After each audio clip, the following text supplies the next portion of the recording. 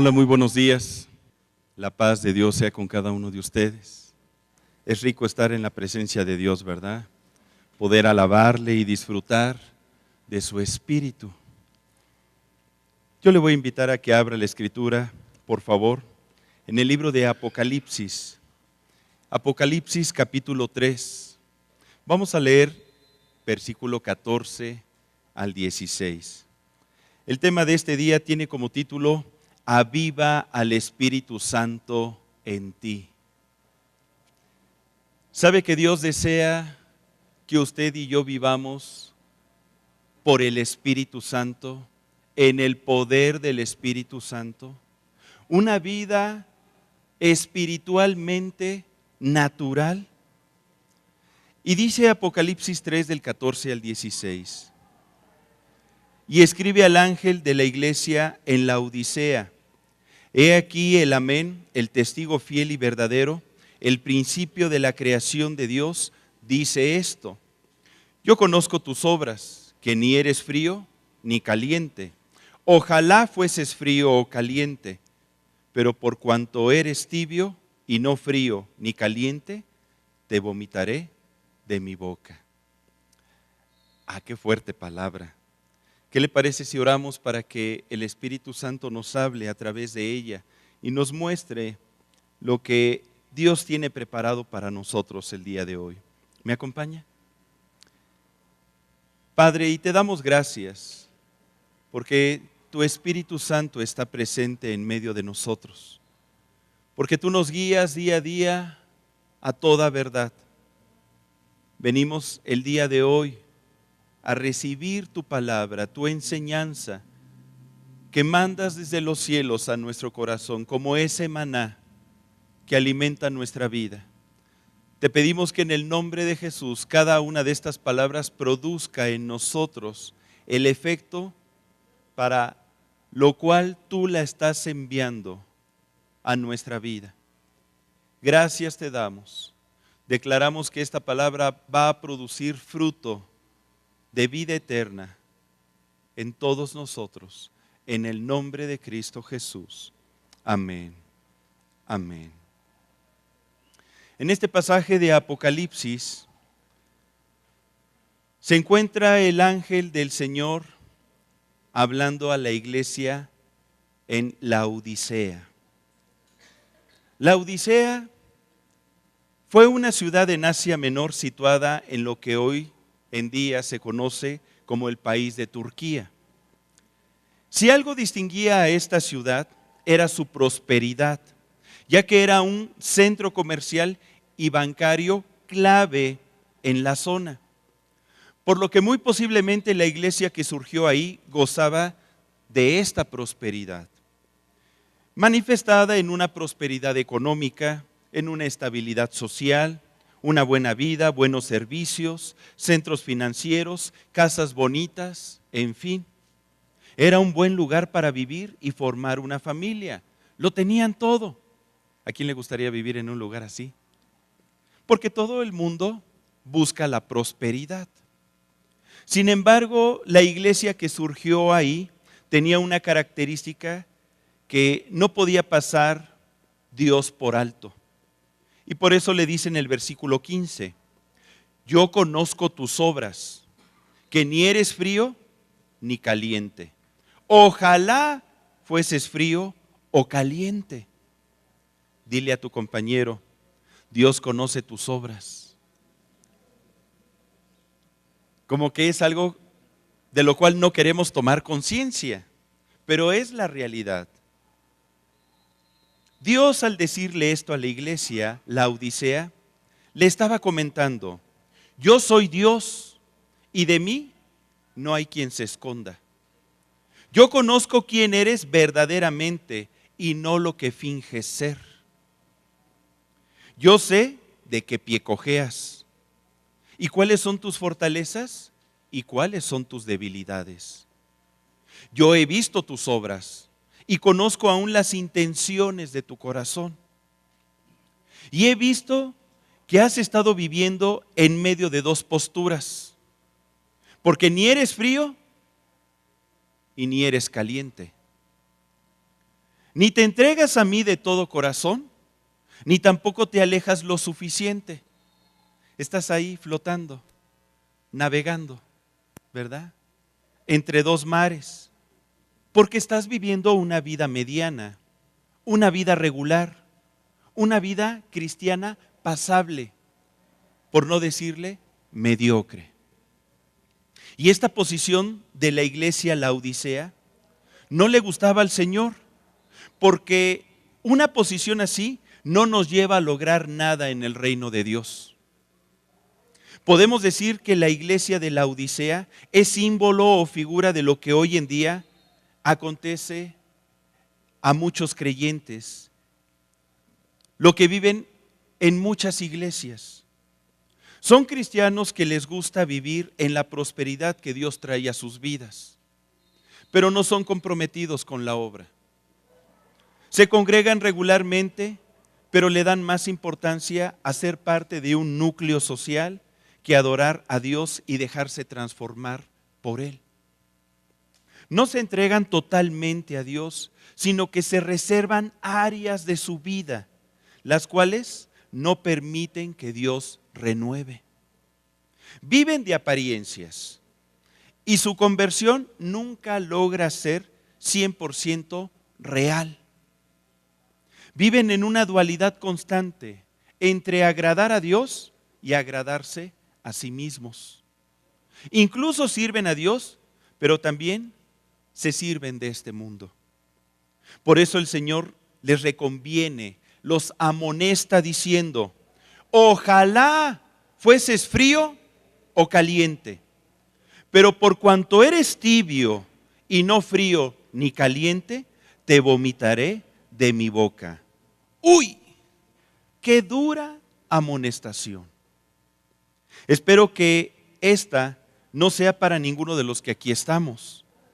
Pero si fuese el caso, debemos de tomar conciencia que a Dios no le gustan las dualidades, ni las medianías. Esto es, vivir en medio de dos extremos, estar a la mitad. A veces pensamos, es que es mi postura equilibrada. Ni tanto que queme al santo, ni tanto que no le alumbre. Estoy a la mitad. Pero esa no es la posición que Dios está esperando. Dios define los extremos en los cuales nos podemos encontrar usted y yo. Aparecen a lo largo de la Biblia. Si hablamos de frío o de calor, ¿cuáles son esos extremos? Vamos a ver algunos ejemplos.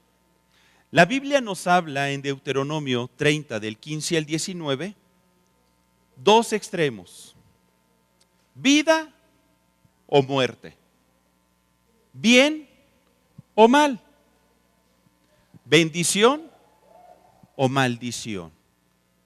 Y nos lo muestra para que cada uno de nosotros elijamos, porque a la mitad no podemos estar. Dice Deuteronomio 30, del 15 al 19. Mira, yo he puesto delante de ti, ¿cuándo? ¿Cuándo? Hoy. Esta palabra es para nosotros. La vida y el bien, la muerte y el mal. Porque yo te mando hoy que ames al Señor tu Dios, que andes en sus caminos y guardes sus mandamientos, sus estatutos y sus decretos, para que vivas y seas multiplicado. Y el Señor tu Dios te bendiga en la tierra a la cual entras para tomar posesión de ella. Mas si tu corazón se apartare y no oyeres, y te dejares extraviar, y te inclinares a dioses ajenos y les sirvieres, yo os protesto hoy que de cierto pereceréis y no prolongaréis vuestros días sobre la tierra a donde vais, pasando el Jordán, para entrar en posesión de ella. A los cielos y a la tierra llamo por testigos hoy contra vosotros, que os he puesto delante la vida y la muerte, la bendición y la maldición. Escoge, pues, la vida para que vivas tú y tu descendencia. Fíjese la invitación. Dios nos está poniendo, ¿cuáles son los dos opuestos? Frío y caliente. La vida o la muerte. El bien o el mal. La bendición o la maldición. Y está haciéndonos una invitación. Escoge pues, porque yo no voy a escoger por ti. Esta es una decisión personal. Cada quien escoge. Si escoges la vida, pues entonces estás escogiendo el bien y estás escogiendo la bendición. Y me estás escogiendo a mí, porque yo soy el camino, la verdad y la vida. Toda dádiva y todo don perfecto proviene del Padre. Toda bendición viene de Dios. El bien emana de Él. De Él no puede proceder el mal. Pero es tu decisión. Porque puedes escoger el lado opuesto. La muerte, la maldición y el mal. Pero te digo una cosa, no puedes estar a la mitad. No puedes estar a la mitad. La Biblia nos confronta. O eres hijo de Dios o eres hijo del diablo. Ahí en 1 de Juan 3:10. O vives para hacer la voluntad de Dios o vives haciendo tu voluntad. Ahí en el Evangelio de Juan 6:38. Y Dios no desea que naveguemos entre dos bandos, porque no podemos mantenernos en una posición mediana. O somos o no somos.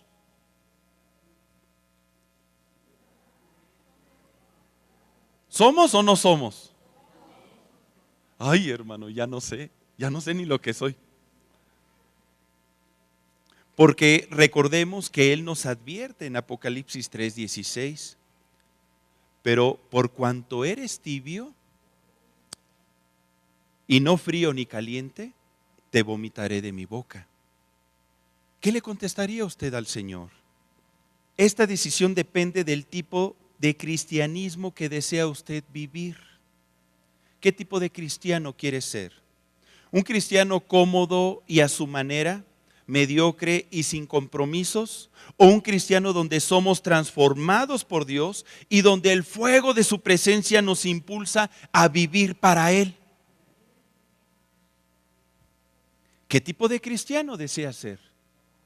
El apóstol Pablo nos dice que hay dos tipos: el cristiano espiritual y el cristiano carnal. Aun cuando elegimos ser cristianos, pues pareciera que no nos entregamos por completo. Y tal vez no estamos a la mitad, tal vez estamos como a 3/4. Pero Dios no desea eso. Mire, acompáñeme por favor a 1 Corintios 3. Vamos a leer el versículo 1. 1 Corintios 3, versículo 1. Donde dice: de manera que yo, hermanos, no pude hablaros como a espirituales, sino como a carnales, como a niños en Cristo. Versículo 3. Porque aún sois carnales, pues habiendo entre vosotros celos, contiendas y disensiones, ¿no sois carnales y andáis como hombres? ¿Lo percibe? Es una palabra dirigida a aquellos que ya son hermanos, hijos de Dios, que comparten un mismo Padre, tienen una misma fe. Pero los hay aquellos que son carnales y los hay aquellos que son, ¿qué dice? Espirituales. Un cristiano espiritual vive y es guiado por el Espíritu Santo, por eso es espiritual. No solo porque ha nacido espiritualmente, sino porque es guiado y vive por el Espíritu Santo. Vive una vida espiritual donde el Espíritu Santo fluye con poder y se manifiesta a través de él. Vive en victoria, porque solo la vida en el Espíritu es la que nos permite lidiar y vencer los deseos de la carne. Un cristiano carnal, pues al no vivir en el Espíritu, fácilmente es seducido por los deseos de la carne. Un cristiano espiritual solamente se permite ser un adorador en espíritu y en verdad.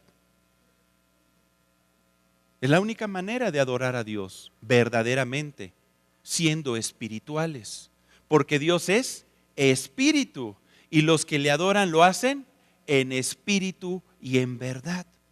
Una persona que vive por el Espíritu Santo es transformada a la imagen de Cristo, de tal forma que puede decir: ya no vivo yo, mas vive Cristo en mí. Fíjese qué grado de compromiso. Ya no vivo yo, mas vive Cristo en mí. Por eso es que se les llama cristianos, porque ¿a quién se parecen? A Cristo. Hablan, actúan, piensan y aman como Cristo. Una persona que vive por el Espíritu Santo hace las obras de Cristo. Es capaz de hacer las obras de Cristo. Usted recordará que cuando vino el Espíritu Santo sobre Jesús, ahí en Lucas 4:18, Él dijo: el Espíritu del Señor está sobre mí y me ha ungido para dar buenas nuevas a los pobres, para sanar a los quebrantados de corazón, para pregonar libertad a los cautivos, para poner en libertad a los oprimidos. El Espíritu Santo. Y usted sabía que por el poder del Espíritu Santo Jesús oraba por la gente, les ayudaba a salir de la oscuridad en la cual vivían y la vida de las personas era transformada. Yo le voy a invitar a que repita conmigo, así como lo hizo Jesús: el Espíritu del Señor está sobre mí. Nuevamente, el Espíritu del Señor está sobre mí. Tomemos conciencia. Hermano Jorge, pero si el Espíritu de Dios está sobre mí, ¿por qué siento que soy un cristiano sin poder para testificar? Sin dirección para tomar decisiones, sin revelación de la palabra de Dios para mi vida. Me siento un cristiano flaco, cansado, ojeroso y sin ilusiones. ¡Uy, qué triste! Posiblemente es porque, a pesar de que usted ha confesado a Jesús y ha recibido al Espíritu Santo en su vida, tal vez se ha permitido dualidad en ella. Ha andado caminando en Cristo medianamente, sin tomar una decisión al 100% de seguir a Dios. ¿Y qué es lo que pasa? Eso ha contristado la presencia de Dios en su vida. El Espíritu Santo se encuentra entristecido en usted y hasta corre el riesgo de que termine apagándose en su vida. Por eso Pablo le dice a los cristianos de Éfeso, acompáñeme por favor a Efesios 4:30. Carta a los Efesios capítulo 4 versículo 30, donde nos dice: y no contristéis al Espíritu Santo de Dios, con el cual fuisteis sellados para el día de la redención. Mire la invitación: no contristes al Espíritu Santo. Contristar es afligir, es entristecer, es compungir, apenar, oprimir. En pocas palabras nos dice: yo no quiero que oprimas al Espíritu Santo en tu vida. Yo no quiero que lo restrinjas. Yo no quiero que lo estés afligiendo con tu manera de vivir y con las decisiones que estás tomando. Porque a pesar de que viene el Espíritu Santo a nuestra vida, usted y yo tenemos libre albedrío. No somos robots. El Espíritu Santo da testimonio a nuestro espíritu de que somos hijos de Dios. Y quiere ayudarnos, quiere enseñarnos, quiere guiarnos, quiere darnos victoria. Pero depende de las decisiones que usted y yo tomemos, de escuchar a su voz y seguirle o resistirle. Contristar es lo contrario a estar alegre, a estar animoso. Es lo contrario a sentir que uno está vivo. Y por eso hay cristianos que no se sienten vivos, que no están gozosos, que van caminando por la vida así, cabizbajos, y le preguntan a uno, ¿cómo estás? Pues el enemigo me está cacheteando. Híjole, yo no puedo creer esas respuestas, porque no es lo que Dios está esperando de un hijo suyo. Hermano, ¿a poco el Espíritu Santo puede entristecerse en uno? Claro. Recordemos que el Espíritu Santo es una persona.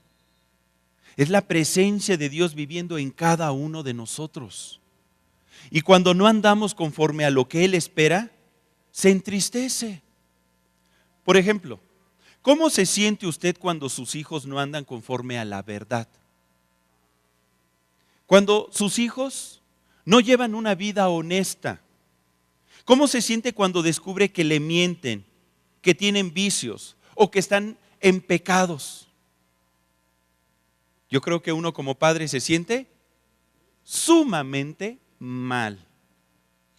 Enojado, una combinación de enojo y de tristeza y de dolor. Uno se siente decepcionado y duele tanto cuando un hijo no se está comportando correctamente. Yo creo que es uno de los dolores más grandes, que los chavos, los jóvenes, no lo pueden comprender y lo van a entender hasta que sean papás o sean mamás. Los chavos dicen, ay jefa, pero ¿a poco te sientes mucho? Me duele hasta el alma, contestamos, ¿verdad? Los padres. Hasta el alma me duele tu comportamiento. ¿Cómo cree que se sienta el Espíritu Santo cuando usted y yo vivimos en una dualidad? Lo contristamos, se duele en su corazón. Es por eso que si ponemos atención en el contexto previo de este pasaje de Efesios y vemos también el contexto posterior a este versículo de Efesios 4:30, podemos encontrar causas por las cuales el Espíritu Santo se contrista en uno. Mire, no voy a leer todo el pasaje, pero vamos a mencionar rápidamente algunas de las acciones, palabras, sentimientos o pensamientos que pueden entristecer al Espíritu Santo en nosotros. Ahí en el versículo 25 habla de la mentira y nos invita a desecharla. En el versículo 26 nos habla de la ira y del enojo. En el versículo 28 habla del hurto. En el versículo 29 habla acerca de las palabras corrompidas que pueden salir de nuestra boca. En el versículo 31 se refiere a ese sentimiento de amargura, de gritería, de maledicencia o toda malicia. En el capítulo 5, versículo 3, habla de fornicación, inmundicia y avaricia. En el versículo 4 del capítulo 5, habla de necedades. Una persona necia es una persona terca, que no quiere comprender y cambiar su postura. Habla de truhanerías, engaños o estafas. En el versículo 5 vuelve a hacer referencia a la fornicación o a la idolatría. Y en el versículo 6 habla acerca de palabras vanas. Y todo esto contrista al Espíritu Santo cuando se presenta en nuestra vida. El Espíritu Santo se aflige entonces cuando no andamos conforme a la voluntad de Dios. Le causamos pena cuando nuestra conducta no es la correcta. Le afligimos cuando nuestras palabras o pensamientos no son rectos. Cuando cerramos nuestros oídos espirituales para no escuchar su voz. A esto es lo que la Biblia le llama resistirse al Espíritu Santo. ¿Alguna vez usted se ha resistido? ¿Se entiende lo que es resistirse? Es como si yo le pidiera a Max que viniese conmigo y lo tomo de la mano y trato de jalarlo, pero él no, él quiere quedarse ahí sentado. Así es, el Espíritu Santo nos quiere llevar en una dirección, nos quiere conducir, nos quiere mostrar cuál es el camino, pero nosotros nos resistimos. A lo mejor el Espíritu Santo nos dice, deja ya todos estos aparatos que nada más te están consumiendo, pero uno los toma y no los quiere dejar. No queremos dejar el pecado. Y no estoy diciendo que la tecnología sea pecado, es una gran bendición. Lo malo es cuando nos atamos y empezamos a ver cosas que no tenemos que ver, como la pornografía. Y a veces las personas viven atadas a su pecado y no lo quieren soltar. Y el Espíritu Santo les está hablando, diciendo, déjalo, pero no lo hacemos, le resistimos. En Hechos 7, versículo 51, podemos ver un ejemplo de esto. Cuando Esteban, el primer discípulo que fue mártir, les testificaba a los judíos acerca del reino de Dios. Y les dijo ahí en Hechos 7:51, duros de cerviz e incircuncisos de corazón y de oídos, vosotros resistís, ¿qué dice? Siempre al Espíritu Santo, como vuestros padres, así también vosotros. ¿Sabe? La palabra resistir en griego es antipipto, que significa oponerse.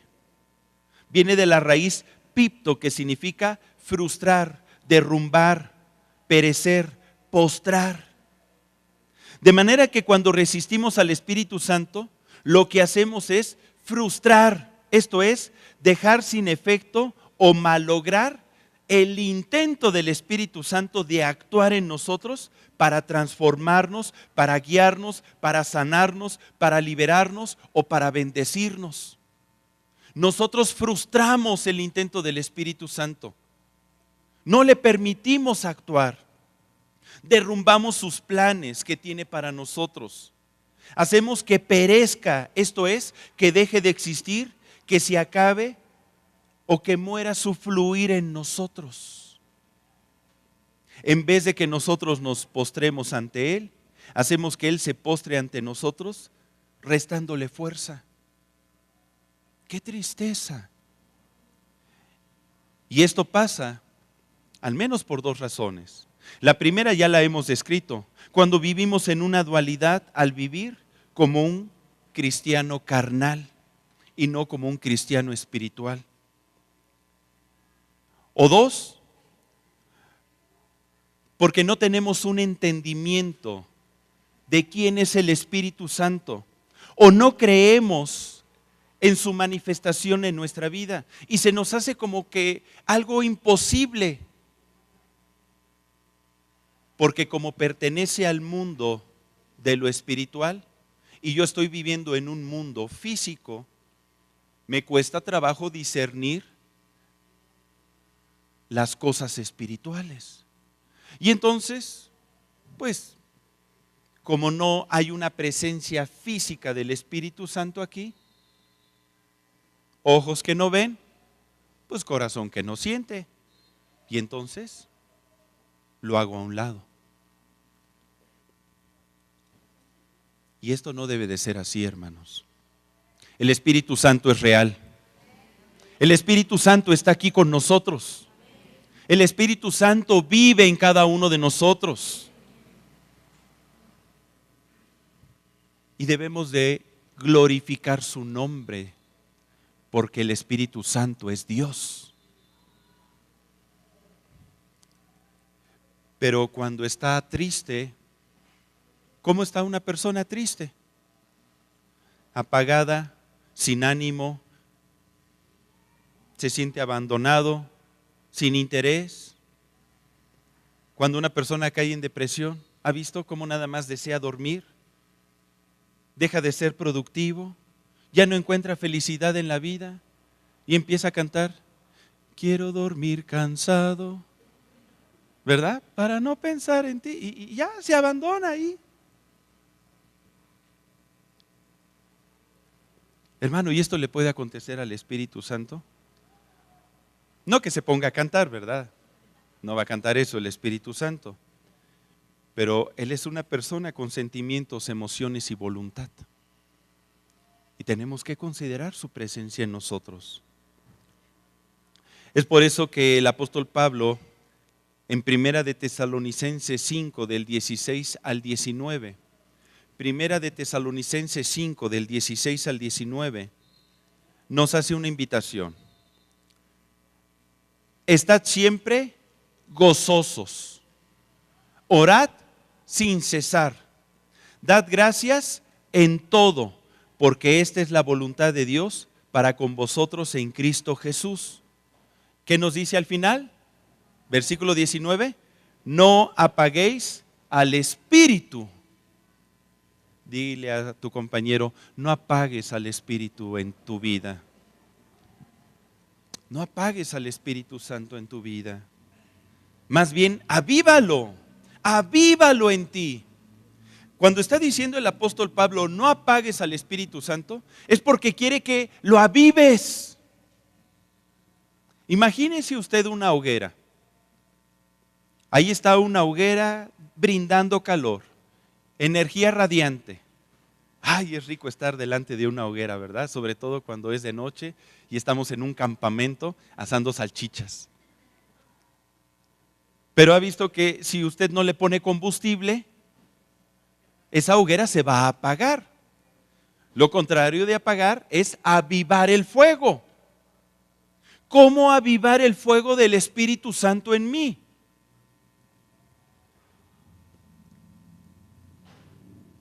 Pues haciendo lo que el apóstol Pablo nos dice aquí. Ahí, en el versículo 17, orad sin cesar. Repita conmigo, orad sin cesar. Qué importante es estar orando sin cesar.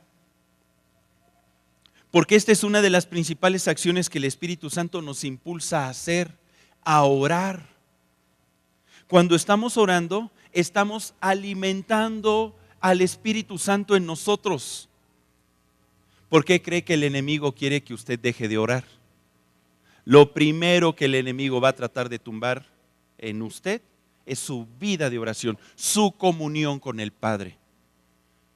Que la vuelva a cortar, a entorpecerla.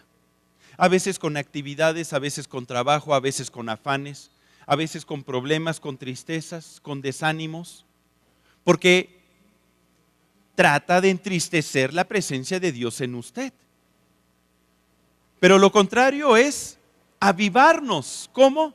Estando cerca del Señor a cada momento. Y cuando estamos llenos de la plenitud de Dios, no estamos tristes, sino que estamos llenos de gozo, que es muy diferente. Hay vida en nosotros, hay fuerza, hay poder, hay fe, hay ánimo para seguir adelante.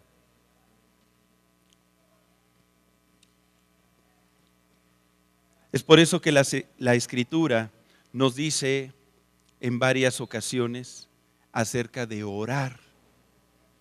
Acompáñeme por favor, vamos a ver algunos pasajes. Romanos 12, del 11 al 12. Romanos 12, del 11 al 12. Donde dice, en lo que requiere diligencia, no perezosos, fervientes en espíritu, sirviendo al Señor, gozosos en la esperanza, sufridos en la tribulación, y como dice, constantes en la oración. Ser constante, buscar el rostro de Dios a cada instante. Ahora, la oración es lo que permite que la armadura de Dios funcione en nosotros. El ponerse la armadura de Dios no es decir, ay, en este momento me pongo el yelmo de la salvación, en este momento tomo el escudo de la fe, como diciendo, hay momentos en que lo traigo y hay momentos en que lo abandono. No, traer la armadura de Dios es estar en todo tiempo prestos para la batalla. Y el Espíritu Santo se activa en nosotros y está activo constantemente cuando tenemos una actitud de oración constante. Dice en Efesios 6 del 17 al 18. Efesios 6 del 17 al 18. Aquí habla acerca de la armadura de Dios y comenta: y tomad el yelmo de la salvación y la espada del Espíritu, que es la palabra de Dios, orando en todo tiempo, con toda oración y súplica en el Espíritu, y velando en ello con toda perseverancia y súplica por todos los santos. ¿Nota? Para que la armadura de Dios funcione, es imperativo una vida de oración. En ese momento la fe se hace presente. En ese momento, cuando estamos orando, nuestros pensamientos son cubiertos por el yelmo de la salvación. En ese momento, cuando estamos orando, verdaderamente estamos tomando la espada del Espíritu y empezamos a hacer batalla espiritual. Porque nuestra lucha no es contra carne ni espíritu, es una lucha espiritual que se libra orando. Y entonces el Espíritu Santo empieza a fluir en uno con mayor poder, con mayor intensidad. El Espíritu Santo no solamente quiere que oremos, no solamente nos guía a orar, sino que el Espíritu Santo nos enseña a orar. Mire, acompáñeme a Romanos 8:26, por favor. Carta a los Romanos, capítulo 8, versículo 26. Donde dice: y de igual manera el Espíritu nos ayuda en nuestra debilidad. Pues ¿qué hemos de pedir como conviene? No lo sabemos. Lea conmigo. Pero el Espíritu mismo intercede por nosotros con gemidos indecibles. Es tal el interés del Espíritu Santo en que tengamos comunión con el Padre, que a veces nos dice: ¿sabes qué? Te voy a ayudar. Voy a empezar yo a interceder por ti o a través de ti. Yo voy a empezar a orar a través de ti con gemidos indecibles. Gemidos indecibles son palabras que no se pueden decir, sonidos, ruidos, frases que tal vez nosotros en nuestro entendimiento no las comprendemos, pero Dios, que conoce la intención del Espíritu, sabe lo que significan. Si la oración vivifica la presencia de Dios en nosotros, ahora imagine lo que hace la oración en el Espíritu, la oración que viene del Espíritu. Esa oración que es a través de gemidos indecibles o de palabras que no entendemos. Es una oración que debe uno practicar en su comunión personal y como iglesia a cada momento. Porque es una oración dicha en un lenguaje para Dios. Cuando oramos en el Espíritu, le estamos hablando a Dios, no a los hombres. Mire, acompáñeme por favor a 1 Corintios 14:2. 1 Corintios 14:2. Posiblemente la mayor parte de nosotros cuando oramos, oramos en el entendimiento. ¿Qué significa? En el idioma que nosotros entendemos.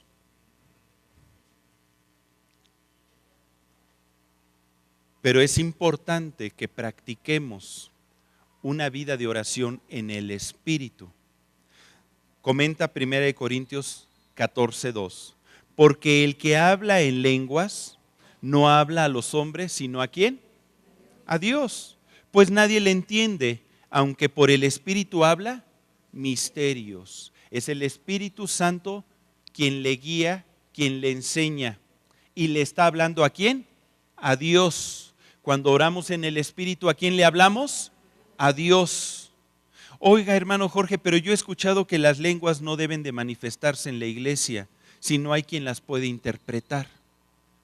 Efectivamente, si el caso es dar un mensaje a los hombres a través de la enseñanza o a través de la profecía, sí.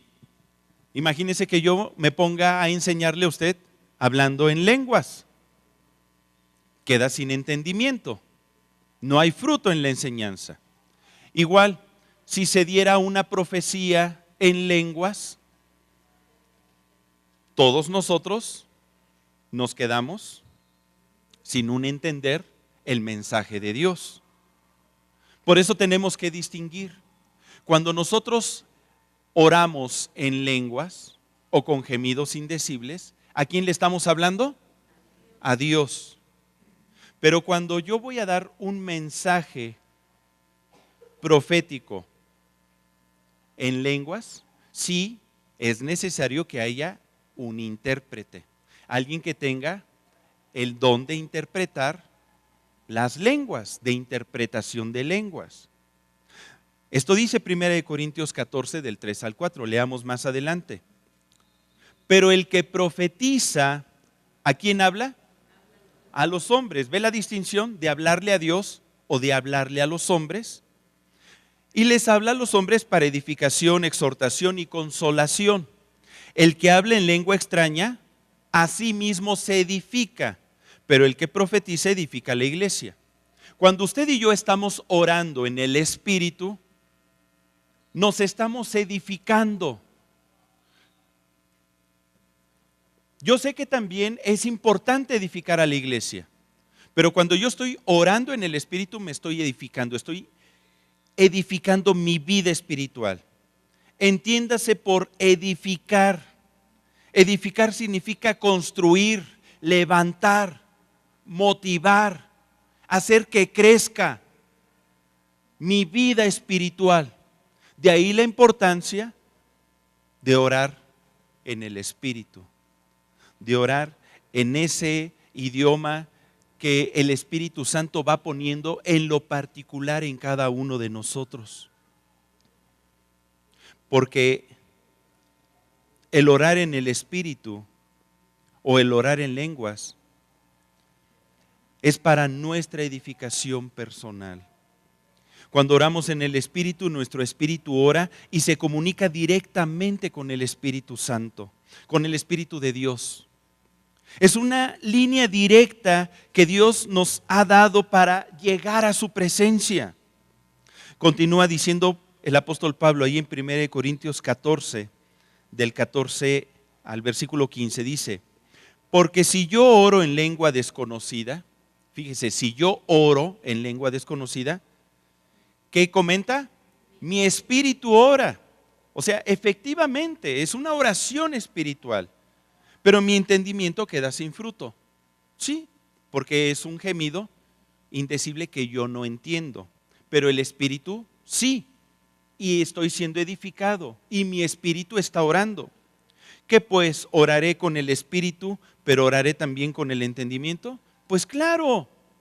Practica tu vida de oración en el entendimiento y deja que el Espíritu Santo te ayude en tu debilidad y que interceda a través de ti o por ti. Cantaré con el Espíritu, pero cantaré también con el entendimiento. Termina siendo esta afirmación, como mostrándonos, no solamente hay que orar en el Espíritu, puedes cantar en el Espíritu. Un cántico celestial, en un lenguaje que viene desde los cielos a nuestra vida. Y es algo que debemos de estar practicando para edificarnos, para ir creciendo. Cuando empezamos a orar en el Espíritu y a cantar en el Espíritu, la presencia del Espíritu Santo se hace más real en nosotros. La oración en lenguas es una oración que nada tiene que ver con nuestro entendimiento o razón. Es un conocimiento y experiencia que se ha de discernir espiritualmente. Y Pablo nos invita no solamente a creerlo, sino a practicarlo y a manifestarlo. Y si estamos en la iglesia orando de esta forma, pues debemos de comprender que lo hacemos para comunicarnos con Dios y no para que nuestros hermanos nos escuchen y entiendan y digan amén a nuestra oración.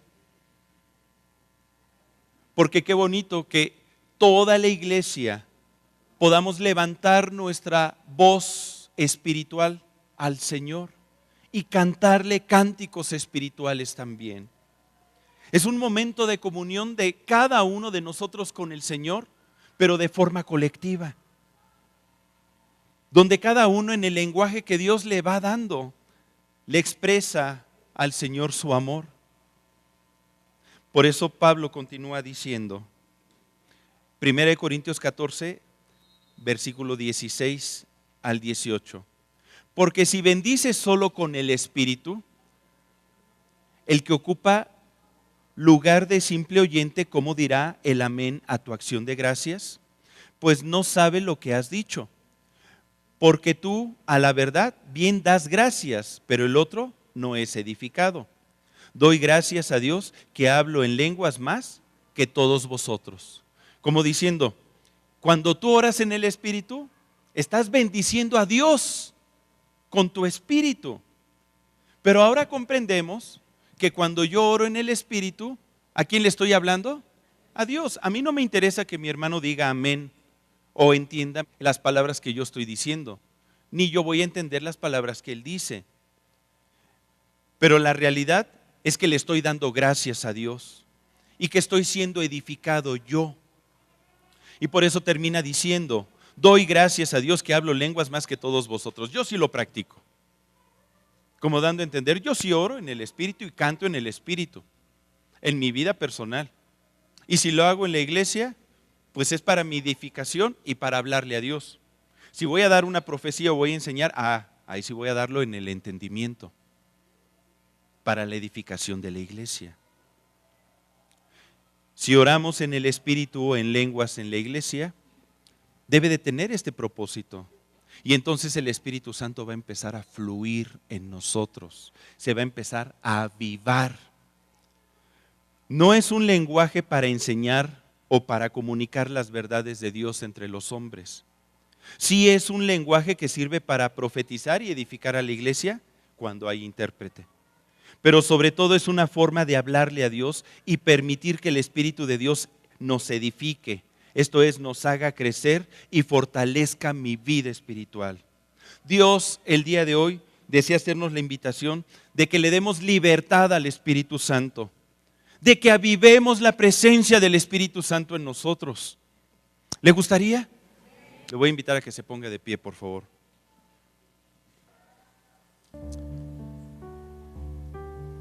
Le voy a invitar a que incline su rostro y vamos a tomarnos un momento con el Señor.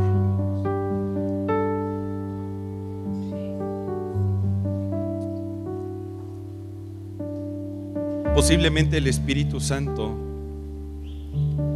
ha estado contristado en nuestras vidas. Sí, por la dualidad en la cual posiblemente hemos estado viviendo. Pero también puede ser que el Espíritu Santo ha estado contristado en nosotros por nuestra falta de entendimiento de quién es Él y de cómo opera en nuestra vida. Porque nos cuesta difícil creer, nos es difícil creer en su presencia y en su poder. Y el día de hoy el Señor nos dice, no resistas a la voz del Espíritu Santo. No resistas mi voz. Ya no resistas más mi voz. Deja que yo te llene. Deja que yo fluya en tu vida. toma la decisión de buscarme. Elige la vida, elige la bendición, elige mi presencia, elige mi espíritu.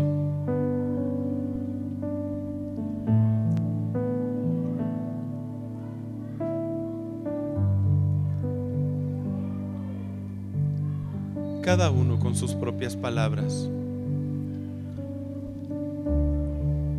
hágale presente al Señor su decisión en esta mañana.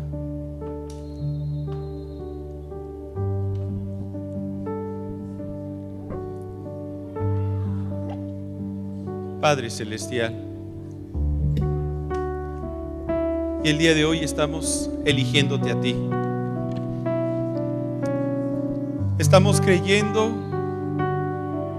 que tú eres el Todopoderoso, que nuestra vida te pertenece, que está en tus manos. Perdónanos, Padre, si de alguna manera hemos estado viviendo en una medianidad. Perdónanos, Padre. Perdónanos si no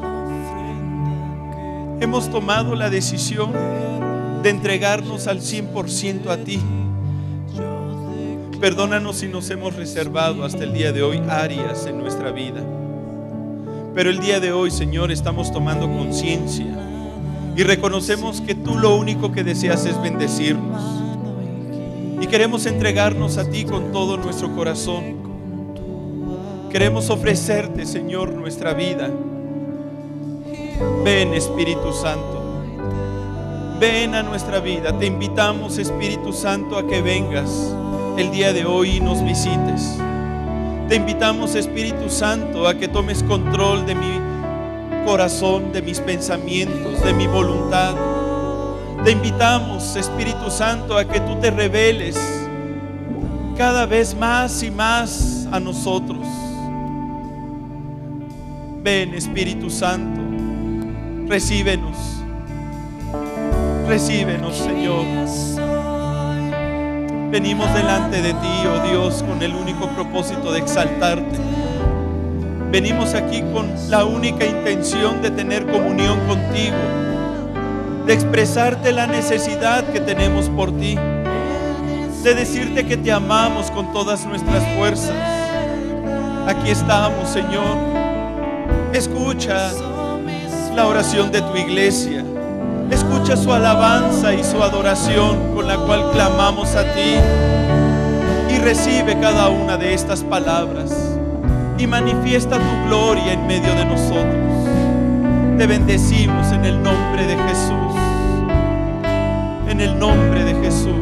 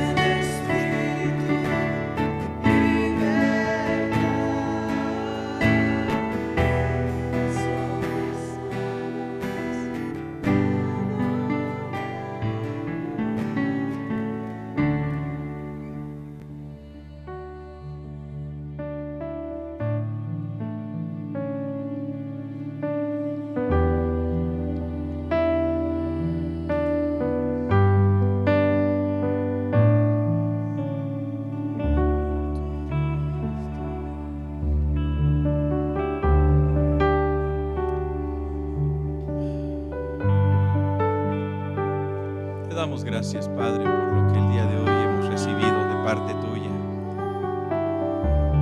Te damos gracias porque sabemos que no vamos a regresar a nuestra casa iguales de como veníamos, sino que regresaremos en el poder de tu Espíritu Santo. Te bendecimos, Espíritu Santo, por estar aquí con nosotros. Gracias. En el nombre de Cristo Jesús. Amén.